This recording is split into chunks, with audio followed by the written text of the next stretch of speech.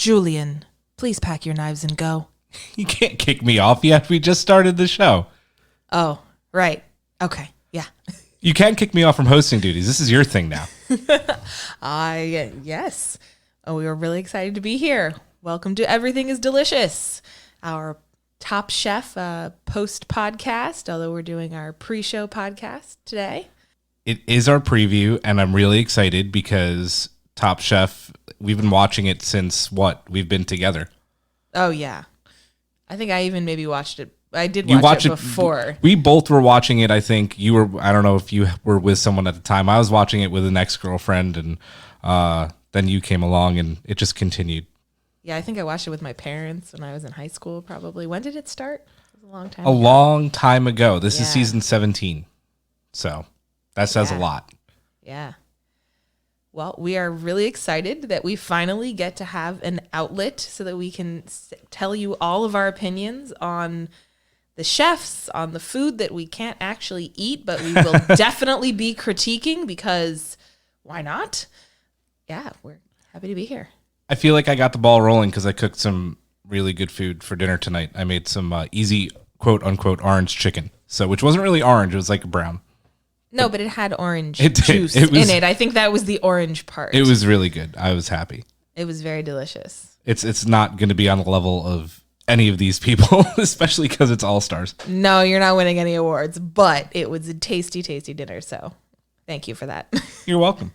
So let's get into it. First, we're going to talk about our contestants. So it's All-Stars year, which means that we know all of these contestants, or at least we semi-remember all of these contestants that we have seen over the years from all of the different Top Chefs, all the way back to pretty early on. And so we'll go down the list. We'll chat a little bit about each contestant, say what we think about their chances. So first on our list, I guess we're going in alphabetical order by last name, is Eric. We're going to butcher his name. It's Eric Adjepong, I believe. Eric Adjepong. He was from season 16, Kentucky. We've got a couple of Kentucky contestants in here. I thought that he was great on that season, and he got kicked off earlier than I wanted him to. I think that, he could have gone all the way very easily in Kentucky, and he could very easily do very well in this. You know, it's so funny because as the show progresses and we keep getting more and more seasons, the chefs just get better and better. And then I feel like last season, which was Kentucky, was probably one of the strongest, seasons they had as far as really the talent. And Eric, like you said, got kicked off way earlier than anticipated. Maybe could have won the whole thing. So I'm stoked to see him back. And he may have an advantage because he's so fresh, because he's been in the game really recently. He knows how to play. He knows what the judges like and don't like. Some of these contestants have not been on here for a very long time, and they're out of practice to this competition kind of thing. That's actually an interesting point, being, like so many people, not so many, but a few from last season, that definitely might give people a run up or an advantage in some way. Possibility, but it's a Do tough we game. Want to talk about what they're doing right now, or do we just want to go down the list? Yeah, so he is currently the chef owner of Pinch and Plate. It looks like in DC, huh? Yeah. So our next down contestant is Karyn Akunowitz. She was from season 13, California. I actually do not really remember her. It says she is the chef owner of Fox and the Knife in Boston. I remember her being good. And I don't know exactly where she got kicked off, but I remember her being good, and I actually think I have her on my list. I think we mentioned this already. It's a big series. It's 17 seasons long. I mean, and how many people start? There's how many on this list? 1, 2, 3, 4, 5, 6, 7, 8, 9, 10, 11, 12, 13. So 15 people, over time 17. We're gonna forget some people. But I remember her. I remember her face. I remember her being good. I remember having some oomph. Mm-hmm. So I think I'm going to say this right away before we go down the list a little bit more. I don't think there's as strong as of a women's showing in this season of All Stars than the men. It's got a really strong cast of men this season. You might be right, and I'm always hesitant. I know, me too. to hey, say me that too. because I'm like, yes, women, but my favorite chefs, most of them are the men. I think there are some strong women in here, but I think that the men, there's some more standouts that I've seen in here for sure. Well, do you want to just keep going on the list, or you want me to do a couple? It's up to you. You could do them. I'll do Jen because we went there for my birthday and I'm excited about Jen. So the next competitor is going to be Jennifer Carroll. Jen was on multiple seasons. Yes. She was season 6 originally Las Vegas, season 8 All Stars, and then Last Chance Kitchen for season 7, which she did not get out of. So yeah.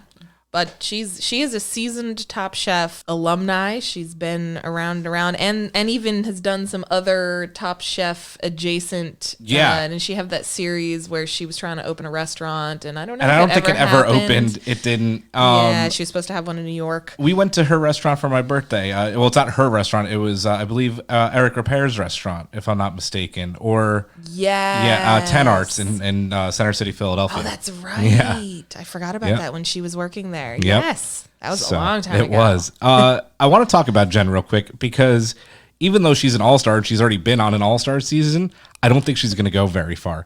She tends to make some bad mistakes. She chokes. Yeah. She has choked before, and she's a little emotional, I think, and gets in her head, and yeah, I mean, she's in the past, she has choked before. So yeah, I'm not betting any her as my horse, I don't think. Nope. Not.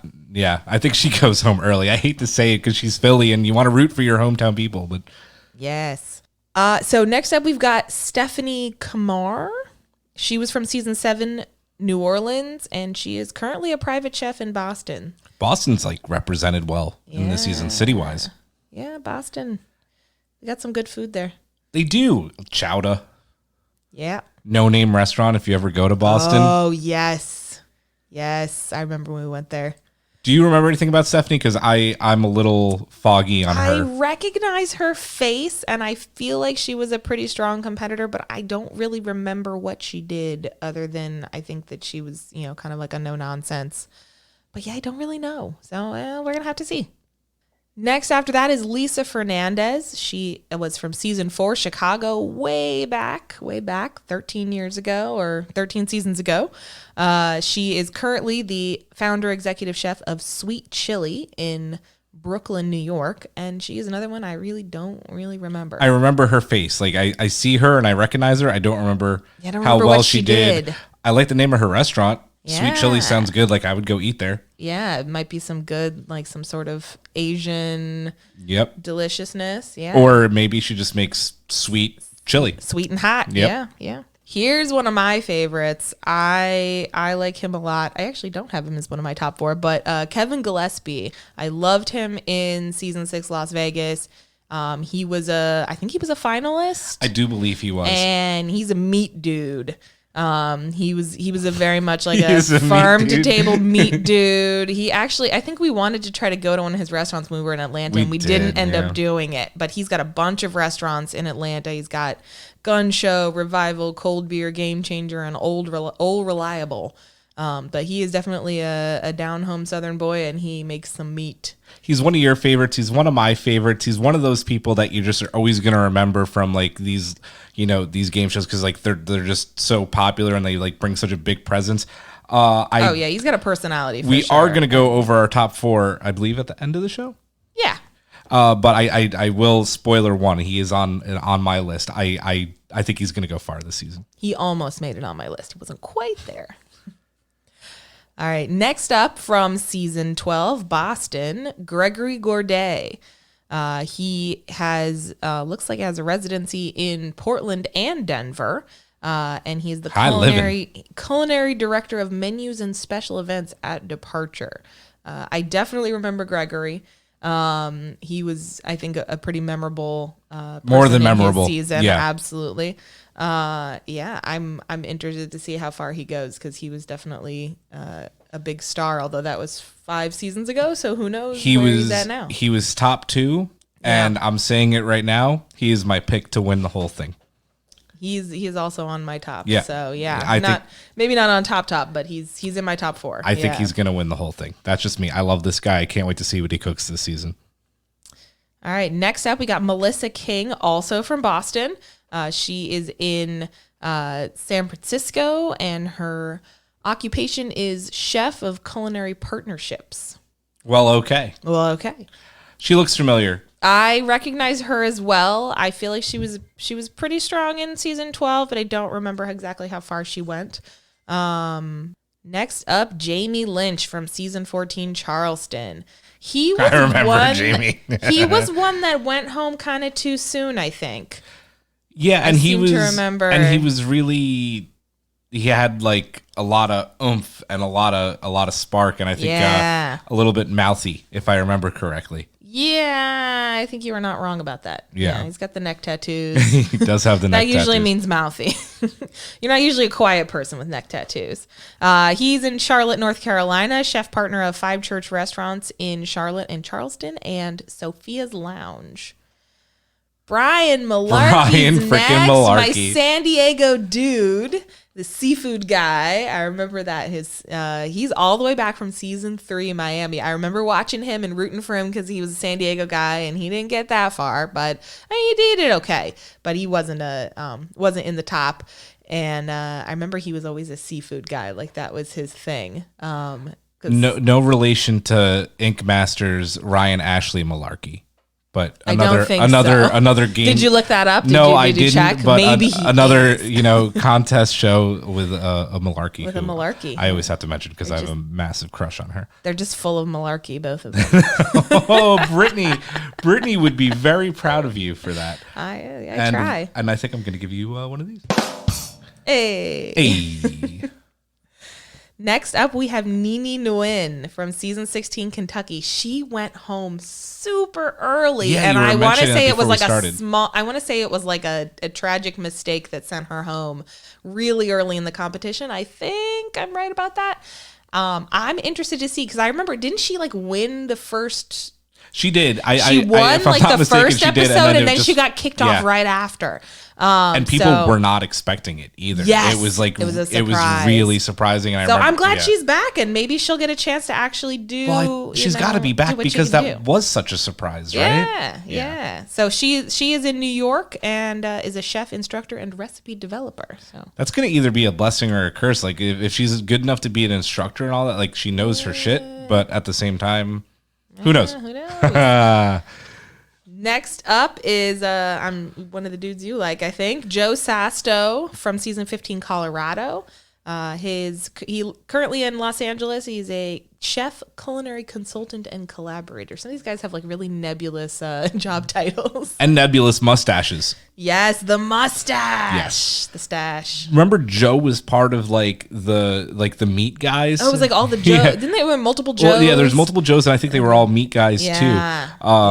It wasn't the same season as Kevin, but they all I think had the meats. Joe did some really interesting creative stuff, and he didn't make it quite as far as I thought. I thought he was possibly going to be one of the top 2, and he didn't quite make it that far. I don't remember exactly where he got kicked off, but what I liked about Joe though is that like he knew what he was doing, like making some of the things that he made, and he just never stopped. And I think I'm foggy, but I feel like Tom Colicchio even mentioned like, I respect the hell out of you for like doing what you're doing, but it's gonna cost you at some point. Yeah, he was like always overdoing. He would like put too many things on the plate and overdo it. But we'll see if he's got any more restraint.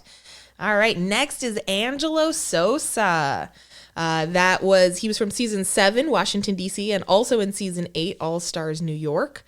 And he's also living in San Diego, like my dude Malarkey. And is the executive chef owner of Death by Tequila. Yes. Yes, that sounds delicious. We should go there next time we're in San Diego. Angelo, I kind of remember him. I feel like he did not do well in All Stars, and I don't remember why. I don't think he did well. I don't know how he did it. I don't really remember him, to be honest. I don't know. Yeah, I remember his face. Yeah. That's about it. Yeah, I don't know. I don't remember his food at all. But we do want to go to Death by Tequila. That sounds delicious, sounds awesome. And I would go there, yes. So next up is Brian Voltaggio, one of the famed Voltaggio brothers, a winner of season 6 Las Vegas. He current residency. Wait a second. Did he win or did his brother win? I thought his brother won. I thought he won. We should look that up. Which Voltaggio won? Quick to the internets. But anyways, he is the executive chef partner of Volt, which I believe is with his brother, or maybe that's just his family meal. STRFSH. I don't know what that one is. Stir Fresh. Voltaggio right. Brothers Steakhouse. That one is with his brother, and Estuary. And it is his brother Michael who did win season 6. Michael won. But they weren't they top 2? They were tops they together against each other. Yeah. So one of the famed Voltaggio brothers. It would be interesting to see how it has far to he be a goes. front runner, right? Oh yeah, absolutely. I mean, they've got a huge number of restaurants, an empire, if you would call it, of the Voltaggios. I do like the fact that you called it an empire. This is the Voltaggio Empire. Yeah, I think it works. Kind of like the Holy Roman Empire. Or the Galactic Empire. The Galactic Empire, Yeah. yes. Dun, dun, dun, dun, dun. Anyways. Insert soundbite here. And last but not least, my girl, Leanne Wong. I'm really excited to see her back. She was a season 1 alum from San Francisco. First season, she made it to the end of Last Chance Kitchen, season 7. She made it back into the show, which I think it was in. That was Leanne? That was Leanne. Holy shit. And it was in Colorado. It was the Colorado season. She made it all the way through Last Chance Kitchen. She made it back on the show, and she had to drop out because she was pregnant and she had terrible altitude sickness and felt like utter crap. Oh my God. And I felt so terrible because she was so close. And like, she's a rock star.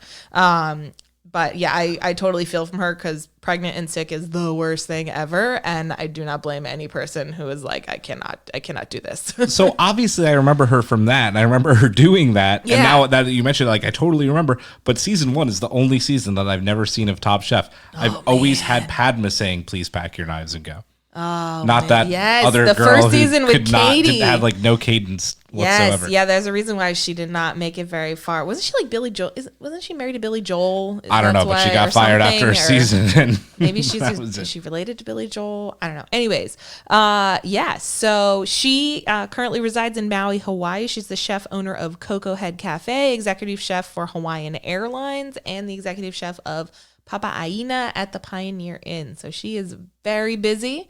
And also with a being kid. and also being a mom apparently. So yeah, I'm excited to see her on the show. Good stuff. I'm excited for this All-Star cast. I am too. There are some really good faces. There's a lot of familiar faces. There are only a few that I'm like, I don't quite remember that person. A lot of more recent people, but also some oldies but goodies. Yeah. Good stuff. So we're back in LA.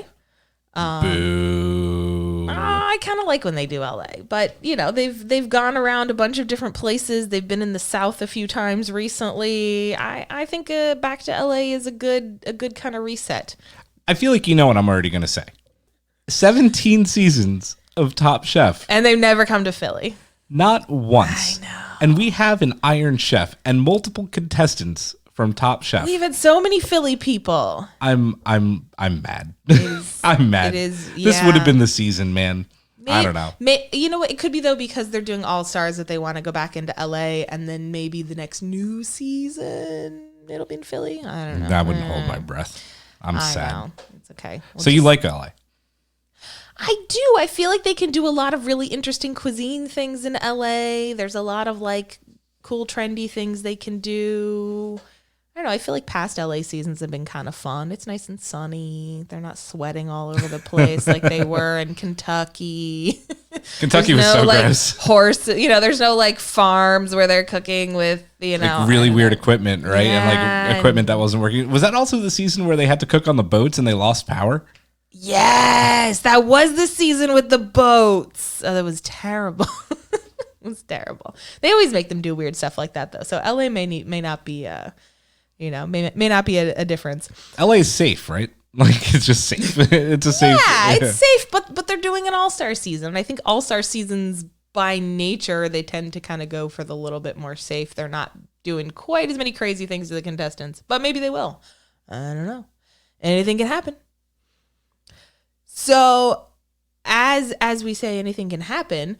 Let's talk about some of the things that we're going to see in this season. They're always trying to follow some of the food trends, new things. Every season's got new different kinds of things, food styles, different foods that they're going to try. They always do at least one or two trendy challenges. Oh, yeah. Different, whatever, hipster food or farm to table or... I resent that term. Molecular gastronomy, whatever it is. And you'll always have Wiley Dufresne close by. Yes, Wiley Dufresne. Oh, Wiley Dufresne.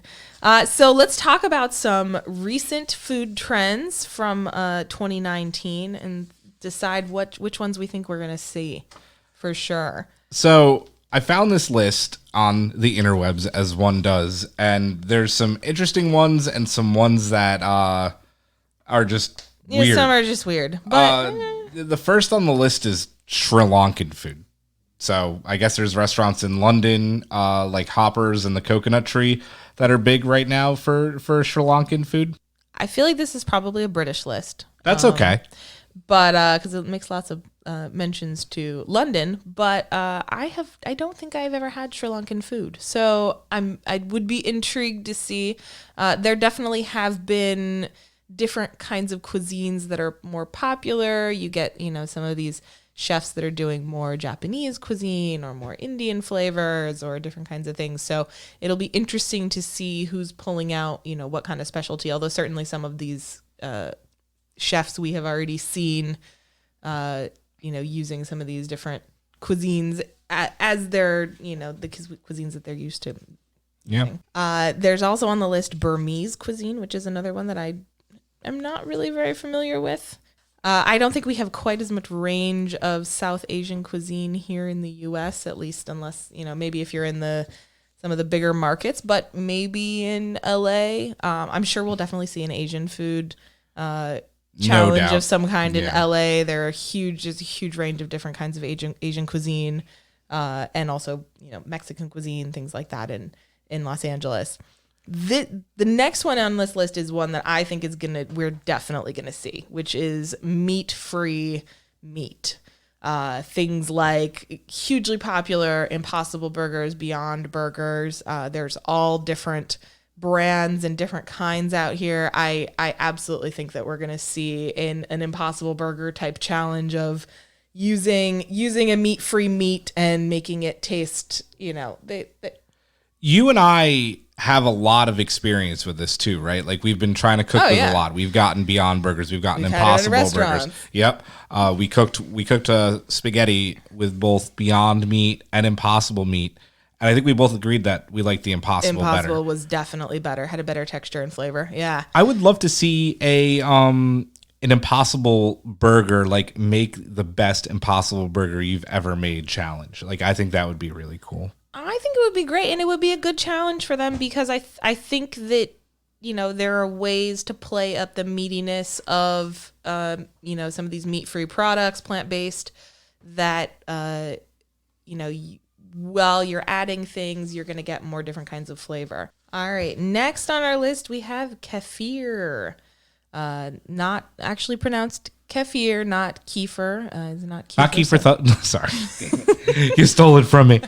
Not Kiefer Sutherland. So kefir is a fermented milk product. It's sort of like a liquidy yogurt type thing.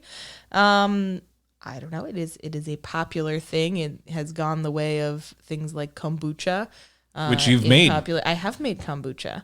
You did not like my kombucha. It scares the hell out of me. You were very weirded out by my kombucha. I don't. Yeah. It has a mother in it. It's very strange. It's like symbiotic, and all I can think about is Stargate. It's a Gould. Remember, this is still everything is permitted, ladies and gentlemen.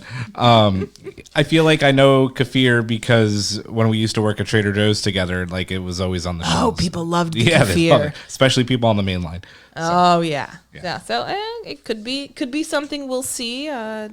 Trying out different kinds of things.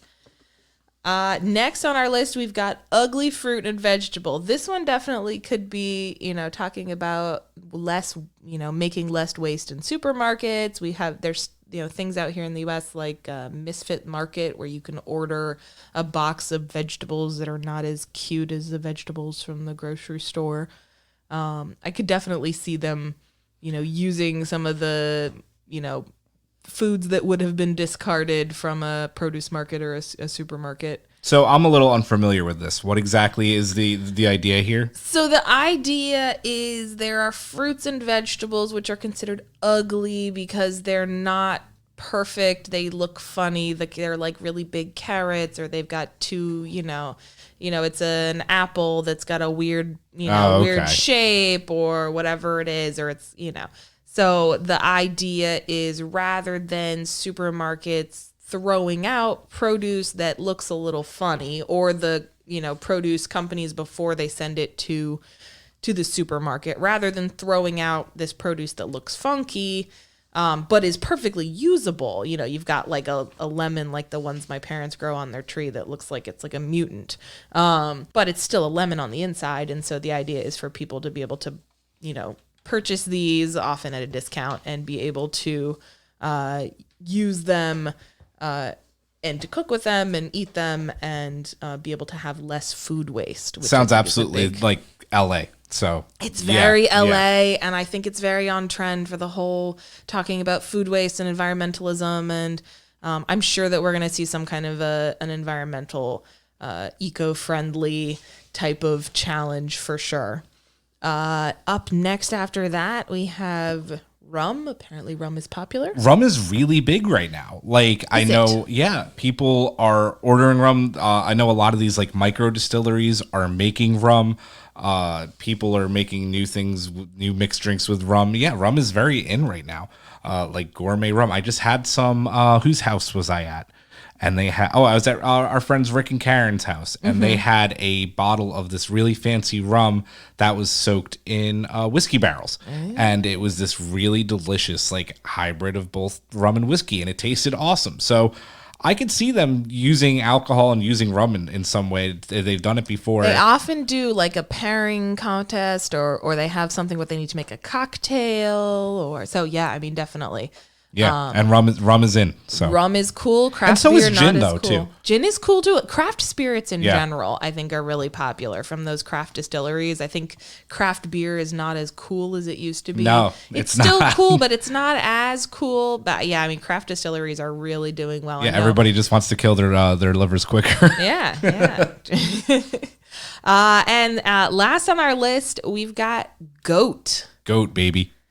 We actually had some goat recently.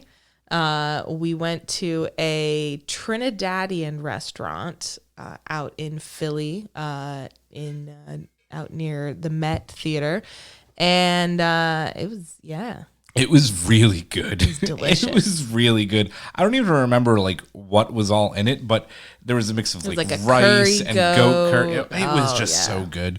And it's not the first time we've had goat. We had goat at the Girl and the Goat. Girl and the Goat, yes. Stephanie Izard, Top Chef winner and Iron Chef now as well. We went to her restaurant in Chicago, Girl and the Goat, and we also went to her restaurant across the street, Little Goat, I think it was called. Yeah. Little Goat, which was like a diner. Girl and the Goat is her fine dining and restaurant. And arguably what I liked better. I liked the diner better than her fine dining restaurant. It was really good. They were both good. But yeah, her fine dining restaurant was good, but it was a little heavy. But her specialty is goat. Did I get the goat milk latte or did you? You got the goat milk latte. It was very tasty. I could see lots of... a little goaty. But I think that's kind of what you would... No, just like goaty. All goat like products have like a little bit of a goat taste. And like it just, if you've never had it, then you don't know. But if you've had goat cheese, you know what the goat taste is. It's actually a really good description. That's very true. It's goaty. It is, yeah. Yeah, it just like, there's no way to not have the goaty taste. But I like it. I love goat. I think it's delicious. Will we see goat though? We might. In LA? Yeah, I guess we will. Goat is a challenge to cook. It takes a long time to cook it. You got to slow cook that stuff. They're going to be whipping out the pressure cookers and fighting with them. Although maybe they'll get instant pots now, and then they won't have to fight. Do you think they're going to get instant pots instead of pressure cookers? There like should be an instant pot challenge. Instant Pots are so in. We use ours like 3 times a week. I know, and they're way better than like one of those pressure cookers where you're like fighting to get the lid on to get it to seal. How many minutes do you think over 17 seasons have contestants wasted trying to get the lid on their pressure cooker? So many. So it's got to like equal up to like hours at this point. Oh, so many. No, yeah, Instant Pots. If you haven't already, Top Chef, we really think you should get Instant Pots. Maybe have an Instant Pot challenge. That would be cool. All the housewives out there would be and house husbands would all be. They'd all, if they don't already have super one, excited. they'd either get one or they'd use the ones that they never did use that are like sitting in their cabinet. Exactly. Yeah. All right. So that's it for our food trends. And I believe we have a listener question. We do. We have a listener question from our friend, your best friend, and EIP, VIP, Patreon member, and producer. A lot of titles for Nikki Veazey. But She's very special. She is very special. Her question was, I want to hear more about why you like Top Chef and what you like most about it. Oh, man, so many things. I know. It's actually a tough question. There's something about watching people cook that is like really appealing to me. And I love to watch food competition shows and I love to critique them, even though I will never taste that food. Like there's something like aspirational about it that you're like, oh man, even though I could never cook that and I would never be able to, like, I don't even know, but it's like, oh, I can't believe that she put foam on that plate. Like there's just something about armchair quarterbacking, like a food competition, that I love so much. And the other part of the question, what is your favorite part about Top Chef? What is my favorite part? Oh, I love the quick fires. Yeah. The quick fires are so much fun because they do wild things and they have to do these like crazy, they short amounts of time and they're like cook a meal using only canned ingredients. And it's, it's a little bit chopped-ish and it's got a fast pace. And I think people come up with really crazy stuff on the fly because they don't have time to really think about what they're doing. And I love that experimental aspect to it because they don't have the ingredients to make something they've made before. I love watching Top Chef because, not to get too mushy and cheesy, but like it's part of you and me. Mm-hmm. Like we've been watching every season, every year that we've been together. So it's just kind of part of our lives. The show's never gotten bad. No. Like it stays alive and does really well. All these other reality TV shows have like lost quality, and Top Chef has never done it. We still watch Ink Master. Yeah, you maybe don't agree with me as much, but like a lot of other reality TV shows, as the years go on, they lose quality, they get boring. Top Chef has never gotten boring. They've always stayed interesting, no matter how many seasons you watch. It's fun. Yeah, I love it. And as far as my favorite, I don't want to rain on your quickfire parade and like keep going on about it, but there's a certain aspect of the quickfire that I really like, and I think is it the quickfire roulette or the quickfire where if you screw up, you have to go up against one person, and if you lose, you get kicked. Sudden death thing. The sudden death quickfire. It's like brutal. Oh, those are rough. They've added those in recent years. So it's basically if you're in the bottom, you basically get to call someone out and say, I want to cook. Isn't that how Joe got kicked off? I think it is. You cook against them, and if you lose, you're off the show. Yeah. Yep. But my actual favorite part about Top Chef, and this is going to sound so silly, is Tom Colicchio. I love that man. I love his mannerisms. I like his sarcasm. Like when someone screws up and he starts to get sarcastic, like you've known you fucked up. And I love that. And how many times has Tom Colicchio told people, all you needed was a little salt. All you needed was a little salt, and that's it. Oh, yeah. And your dish would have been great, but like, and he just like uses his like seasoning. And I love Tom Colicchio, and we've eaten at his restaurant too. Very well seasoned. Yep. That was we went to Kraft in New York, and it was so good. One of the few times that I really surprised the hell out of you. Yes, you did. I had no idea we were going there, and we walked in the door, and I was like, wait, what? Huh? Oh, and it was so good. It was just good. Meat on meat on meat. That is a meat restaurant. They just serve the meat, and you have to order the sides. It's not a it's not a kind of restaurant where it comes with on a plate with garnishments. It's just you get a plate of meat. Yep. And then you pick what you want to eat on the side. I like places like that. Yeah. They're delicious. I love how when Tom goes around while they're cooking during the main part of the challenge, and he sometimes they're doing stuff and he'll give an eyeball, right? And he'll kind of give them a look or give them a, oh, okay. And then they're like, oh shit. I just love how he kind of messes with people a little bit, because he's like, oh, is that what you're doing? He's very passive aggressive. Yes. Yeah. He doesn't tell them outright. No. I mean, because he doesn't want to help them. But yeah, I agree with your love for Tom Colicchio. I think he's a good dude, and he's good entertainment on this show for sure. So I think we're on to our final part. Yeah. Let's talk about our top 4 predictions. You heard it here. We are making our predictions for the season. We may change those predictions after the first episode because who knows? The loser of predictions gets kicked off the show next time we do this for the next season of Top Chef. Yeah, we may revise the our predictions. I think that'll happen a lot throughout the season. Yeah, we're gonna change our horses. But yeah, what's okay, do you want to go 1 for 1, or do you want to let's do 1 for 1. Okay, so let's do for 1. All right, first on my list, and I'm just going top to bottom, I have Eric. I'm gonna, just because we have the same thing, I'll go from top to bottom too, and I also have Eric on my list as well. I think he's gonna go very far. I think we have a very similar list. We probably do. Yeah. Next on my list is Gregory. I have Gregory too, and like I said, I think he's gonna win the whole thing. I'm saying it here. I'm saying it now. Gregory wins Top Chef All-Stars. The question is, does he get inside his head, and does he get too fiddly? But he may have learned some things in some years. He is so good. Dude did not have a misstep. Great. No, I mean, he was great when he was on last time. So we'll see. I think he's got definite possibility.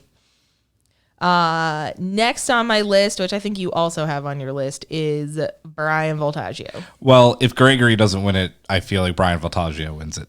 I mean, Voltaggio is a seasoned chef. He's got an empire of restaurants with his brother. He was amazing on season 6.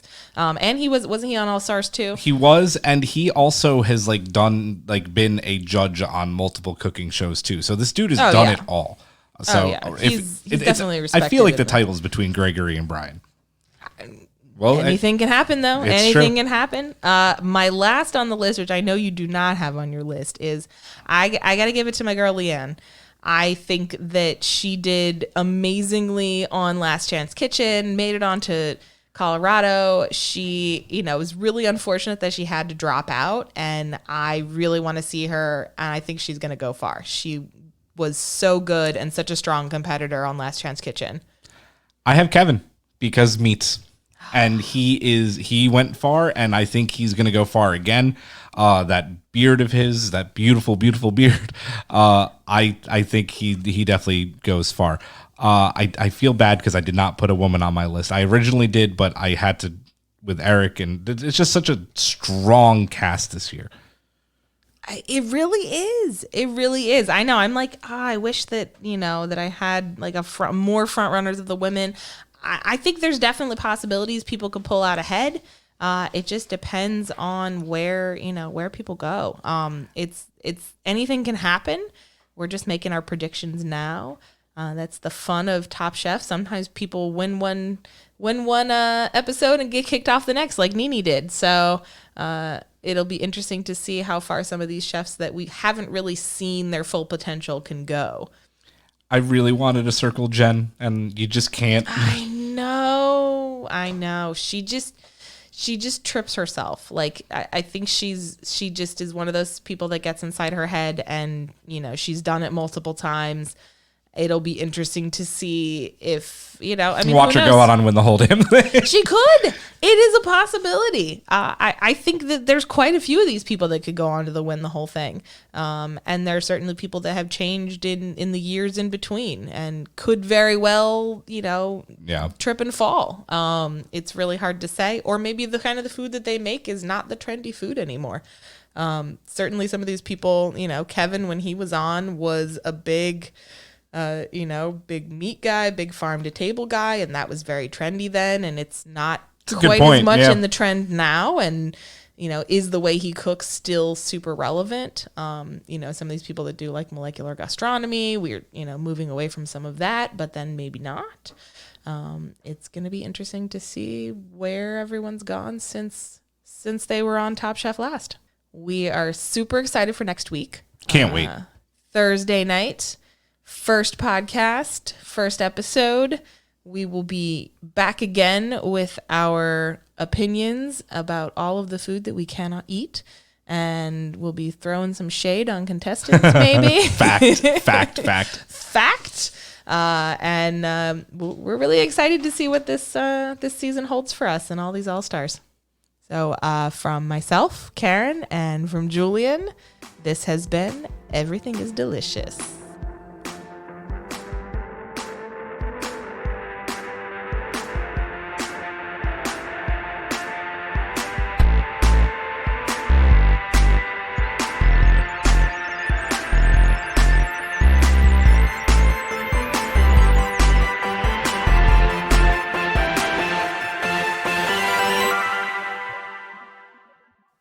You can find Everything is Permitted on Apple Podcasts, Spotify, Google Podcasts, and YouTube.